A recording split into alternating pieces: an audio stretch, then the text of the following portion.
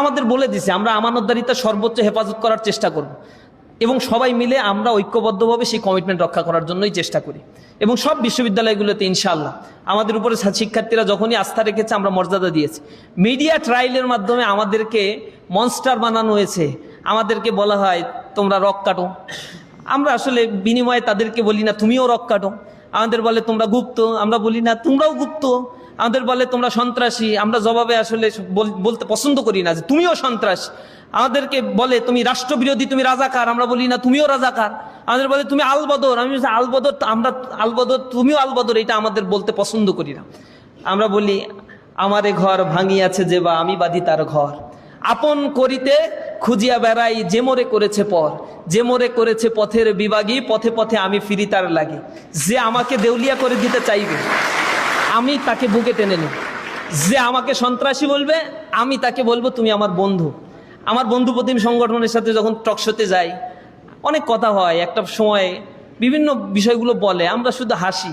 এবং একটা সময় বলি ভাই আপনাকে আমি খুব পছন্দ করি, আপনি তো আমার বড় ভাই, আমাকে পরামর্শ দিবেন আর আমাদের ভুল থাকলে এগুলো বলে দেবেন।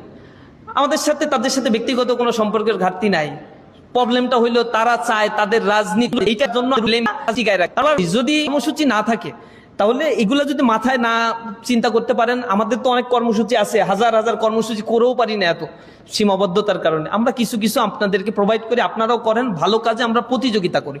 কোরআনে এটা আমাদেরকে আল্লাহ নির্দেশ দিছে তাআওয়ানু আলাল বিররি ওয়াত তাকওয়া, মানে ভালো কাজের জন্য প্রতিযোগিতা করো। তো আমরা সেটার জন্য ফাইটিং করতে রাজি। রমাদানে আপনারা দেখেছেন ওনারা কোরআন এক্সিবিশন প্রোগ্রাম করছে, কোরআন রিসাইটেশন প্রোগ্রাম, তেলাওয়াত কম্পিটিশন করছে। আমাদের এই প্রোগ্রাম তালিকায় ছিল, আমরা বাদ দিয়ে দিচ্ছি। আর না, আমাদের বন্ধু প্রতিম সংগঠন এটা করছে, এটা আমরা করবোই না, তারা করুক। এটা ভালো কাজ করলে আমরা তাদেরকে অ্যাপ্রিসিয়েশন করি, ভালোবাসি, তাদের মঞ্চে যাই, দাওয়াত না দিলেও যাই। এটা আমাদের স্বভাবজাত একটা বিষয়। কিন্তু আমরা কাউকে শত্রু মনে করি না, আমরা সবাইকে প্রতিযোগী মনে করি যে হ্যাঁ ভালো কাজের ক্ষেত্রে তুমি আমার প্রতিযোগী। কেউ আমাকে আঘাত করলে আমি পাল্টা আঘাত করব না। আমরা ধৈর্য ধারণ করি, সর্বোচ্চ ধৈর্যের পরিচয় দিতেই আমরা পছন্দ করি, ইনশাআল্লাহ করব। অথবা মনে করেন অন্য থার্ড অ্যাঙ্গেল থেকে বিদেশে একজন এটা দিয়ে সোশ্যাল মিডিয়ায় চালাই দিল, এটাও আমার সাথে রিলেট করে ফেলবেন। আমরা আমাদের জায়গা থেকে শরীয়তের বিধানগুলো মানার চেষ্টা করি। দপের বিষয়টা হাদিস দ্বারা প্রমাণিত, জায়েজ আছে। সর্বোচ্চ এই বিষয়টাকে আমরা অ্যালাউ করি, এর বাইরে অন্যগুলো ক্ষেত্রে আমরা মিউজিকের ব্যাপারে ইসলাম যে দৃষ্টিভঙ্গি লালন করে আমরা সেই দৃষ্টিভঙ্গি পালন করার চেষ্টা করি। আর নন মাহরামদের ব্যাপারগুলোতে বিশ্ববিদ্যালয়গুলোতে স্টুডেন্টদেরকে আমাদের এমন কোনো পলিসি নাই যারা পর্দা করে না বা বোরকা পরে না তাদেরকে বোরকা পরাইতেই হবে, এরকম কোনো ইজারাদারি ইসলামী ছাত্র শিবির গ্রহণ করে নাই। এটা আমাদের দায়িত্বও না। যে যার পোশাক শালীনতার মধ্যে বজায় রেখে করবে, এটা তার ব্যক্তির স্বাধীনতা, ব্যক্তির রেসপন্স নিজ জায়গা থেকে করবে। আমাদের দায়িত্বটা হচ্ছে আমরা তাদেরকে বোঝানোর চেষ্টা করি ইসলামিক নর্মসটা হচ্ছে এই। এরপরে ইসলাম কাউকে চাপিয়ে দেয় না, ইসলাম উদ্বুদ্ধ করে, ইন্সপাইরেশন করে। রাসূলের কাছে আগে তাকে বোরকা ঢেকে এরপরে একেবারে কাপড় পরে চারিদিক থেকে অন্ধকার হয়ে রাসূলের সাথে দেখা করতে হইতো, এরকম কোনো জায়গা আপনি দেখাইতে পারবেন?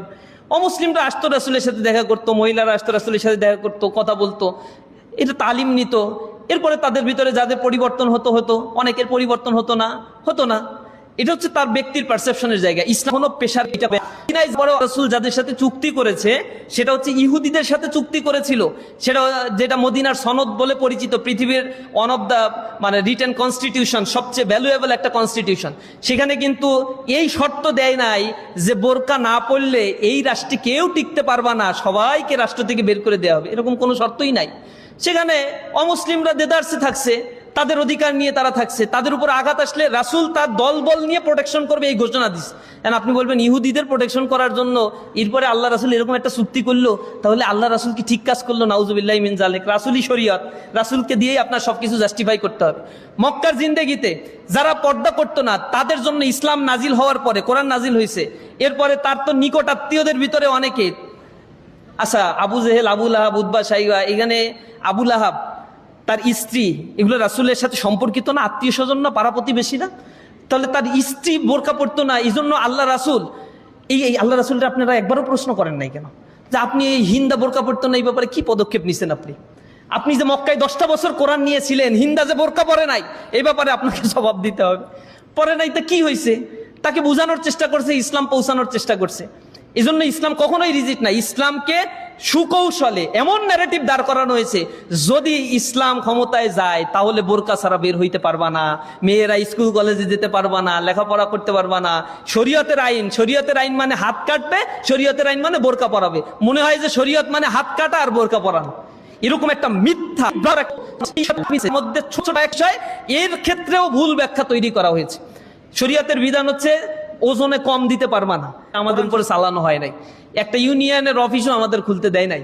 একটা প্রোগ্রাম করলেও আমাদেরকে ভিন্ন ভিন্ন নামে করতে হয়েছে, কিন্তু আমরা সার্ভাইভ করার চেষ্টা করেছি। আমরা বলেছি আমরা হারিয়ে যাব না, তোমরা হারিয়ে যাবা, তোমাদেরকে হারায় ফেলবো আমরা হারাবো না। আমাদের মায়ের খাওয়ার জন্য প্রস্তুত আছে, কিন্তু আমাদের জবান বন্ধ করতে পারবো না, আমরা কথা বলতে থাকবো। তা আমাদের কথাগুলো আপনাদের পছন্দ যদি হয় সেগুলো জাস্টিফাই করবেন। You are mature enough. আপনাকে কেউ বললেই একটা দল করবেন, এটা হওয়া উচিতই না, কোনোদিনই উচিত না। আপনাকে জাস্টিফাই করেই সংগঠন করা উচিত, অথবা না উচিত, সমালোচনা করা উচিত অথবা না করা উচিত, এটা আপনারা ভাববেন ইনশাআল্লাহ। ইসলামী দলগুলোর মধ্যে এই যে ডিফারেন্সগুলো, এগুলো সৌন্দর্য ইসলামের, এগুলো থাকবেই।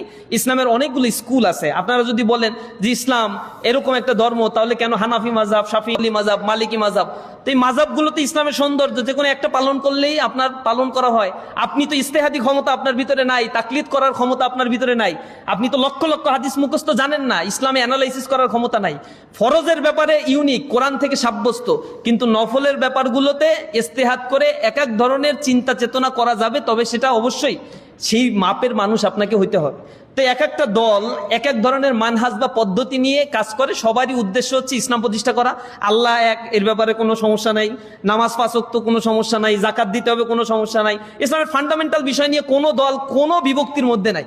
বিভক্তিটা হচ্ছে কোন ওয়েতে তারা আসলে এই রাষ্ট্রে ইসলামকে এক্সিকিউশন করবে। এক একজনের এক এক ওয়ে থাকতে পারে, তা না হলে তো সবই তো ঢাকা ইউনিভার্সিটি হয়ে যেত।